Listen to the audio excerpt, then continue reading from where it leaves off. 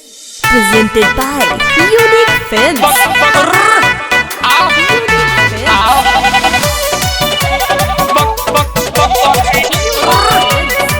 Mixed by Happy Digital Recording Studio Chanpatia. ए बोका तू घूमता रकेने बकरी फलाना के करतिया में ए बोका तू घूमता रकेने बकरी फलाना के करतिया में सुगम होतिया लकड़ी को ओम बोका के टनटनाए नमः ओम बकरी के ठोकाए नमः स्वाहा।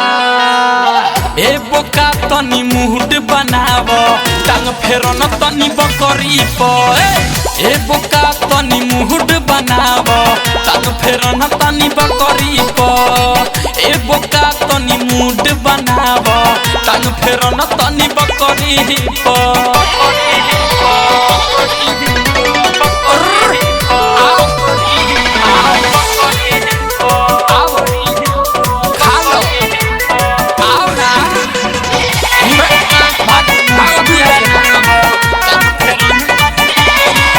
जनी पीछे पड़े घूमतनी ये करो के सुहई बिहनवे से बिया चिला जनी पीछे पड़े घूमतनी ये करो के सुहई बिहनवे से बिया चिला देखो चढ़ल बा जवानी एकर हवे राजधानी जन रह तू एकर खिला जन रह तू एकर खिला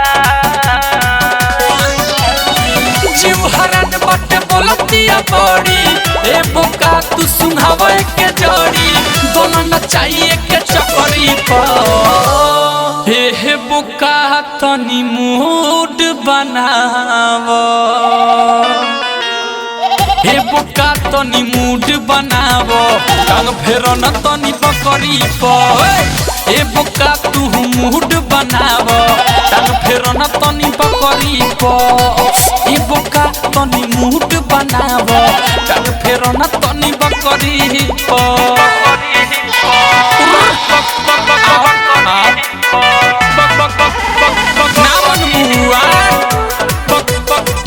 अच्छा रुक जा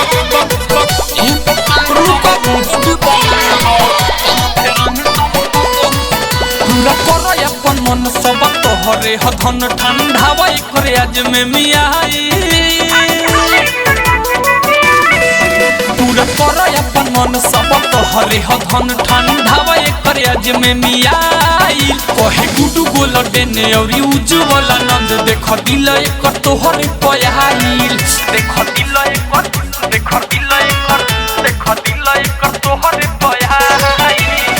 प्यार करना तनी एकर से जम के पूरा करो हो बोका तू एकर मन के बन के जात बनी डगरी पर हे बोका तनी मूड बनाव ए बोका तनी मूड बनाव टांग फेरन तनी बकरी पर ए बोका तनी मूड बनाव टांग फेरन तनी बकरी पर ए बोका तनी मूड बनाव टांग फेरन तनी बकरी पर काम सूत्रम संपन्नम स्टूडियो चनपटिया।